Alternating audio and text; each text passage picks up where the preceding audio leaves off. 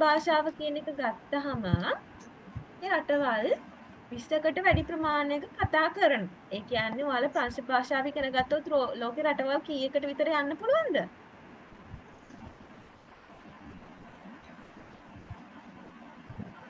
ප්‍රංශ භාෂාව ඉගෙන ගත්තොත් ලෝකේ රටවල් කීයකට විතර යන්න පුළුවන්ද? 29කට.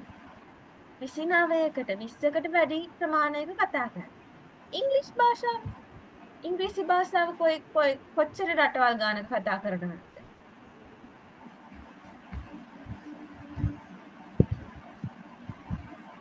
හිතලා කියන්න. ඔයාලට හිතෙන්නේ රටවල් දෙකක විතරක්ද ඉංග්‍රීසි භාෂාව කතා කරන්නේ?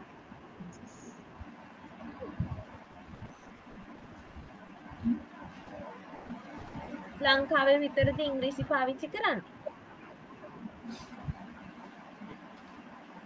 නෑ නේද? මට කියන්නේ ඉංග්‍රීසි පාවිච්චි කරන තව රටක් දන්න කවුරු හරි?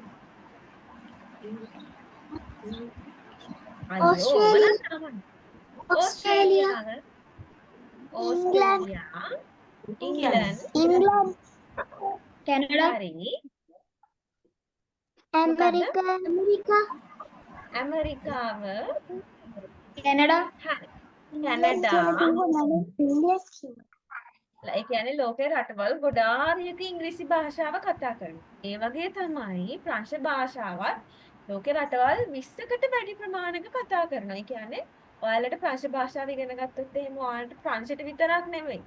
තව රටවල් 20කට වැඩි ප්‍රමාණයකට යන්න පුළුවන්. ඉතින් අද අපි යන්නේ පළවෙනි පාඩමට. දැන් ඔයාලා දන්නවද ප්‍රංශ කියන්නේ මොකද්ද?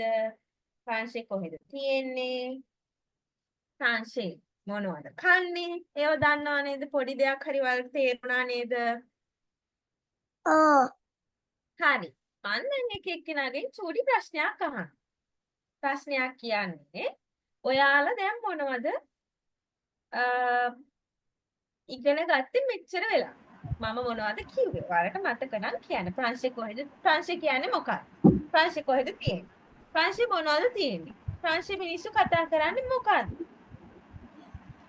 ඔයාලට දැන් මේ ඉගෙන ගත්ත දෙයක් මට කියන්න. හරි. පළවෙනි ප්‍රශ්නේ. කාගෙන්ද අහන්නේ? කවුද කැමති උත්තරේ දෙන්න? පළවෙනියට යන එක්කනට ලේසිම ප්‍රශ්නේ අහින්නේ. අන්තිමේට යද්දි තමයි කරදරේ යටේ.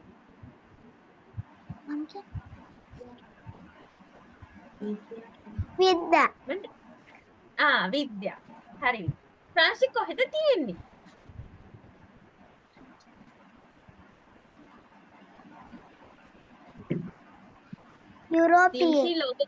යුරෝපේ. හැමෝම ගහන්නද විද්‍යාවට අප්පුඩියක්? හැමෝම ගහන්න අප්පුඩියක්. හරි. ඊළඟ ප්‍රශ්නේ කාටද ඕනේ? දිම්ෂි. ප්‍රංශයේ තියෙන දෙයක් කියන්න. අයිෆල් කුළුණ. අයිෆල් කුළුණ. very good. හරි. ඊළඟ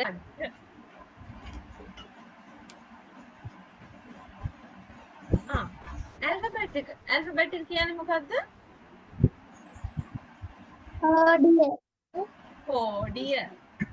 ප්‍රංශ භාෂාවේ තියෙන කෝඩිය තමයි අපි ඉස්සෙල්ලාම ඉගෙන ගන්න යන්නේ. මට මේක බලලා කියන්න. මේ ඇල්ෆබෙට් එකයි ඉංග්‍රීසි ඇල්ෆබෙට් එකයි සමානද වෙනස්ද? වෙනස්. වෙනස්? මේ තියෙන එක වගේ. එතකොට ඔයාලට අමුතුවෙන් අකුරු ඉගෙන ගන්න ඕනේද? නෑ නේද? ඔයාලා ඉංග්‍රීසි අකුරු දන්නව නේද? එතකොට ඔයාලට ප්‍රංශ භාෂාව ලියන්න කරන්න අමුතුවෙන් ආය අකුරු ඉගෙන ගන්න ඕනේ නෑ. ඉංග්‍රීසි භාෂාවේ තියෙන අකුරු ටිකමයි තියෙන්නේ. හැබැයි අපි පස්සේ ඉගෙන ගන්නවා තව අකුරු 5ක් විතර වෙනස් වෙනවා. ඒවා ටික අපි පස්සේ ඉගෙන ගන්න. ඒ උනාට මූලිකවම තියෙන්නේ මේ අකුරු ටික තමයි. හරි. දැන් අපි අකුරු ටික කියවන්නයි යන්නේ. මම කිව්වහම පස්සේ හැමෝම අකුරු කියවමු. පුළුවන්ද කියන්න? හැමෝම දැන් මයික් එක ඕෆ් කරන්න එපා. හැමෝම මයික් එක ඔන් කරගෙන වීඩියෝ එක ඔන් කරගෙන මම කිව්වහම පස්සේ කියන්න. හරි නේද? हाँ හරි. අන්න පටන් ගමු. ආ आ आ තේ බේ තේ बे से ते දේ दे තේ दे දයන්න. හරිද? ඒක සද්දය ඇහෙන්නේ දයන්න විදිහට. දේ दे අ अ අ अ F F J J D Ash Ash E E G G Ka K L L M M N N O O P P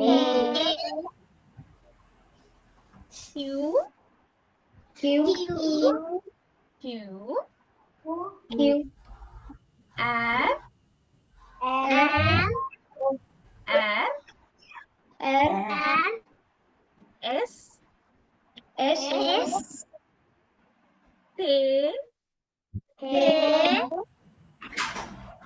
U U U U V V W apa කියන්නේ ඒක W X Y Z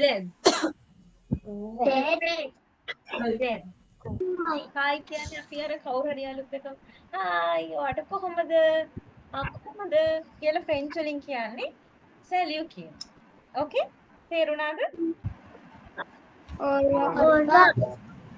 ඕර්වා කියන්නේ මොකක්ද එතකොට තේරුම? ඕර්වා කියන්නේ දායි කියලා තමයි ඕර්වා කියන්නේ. තේරෙනවද?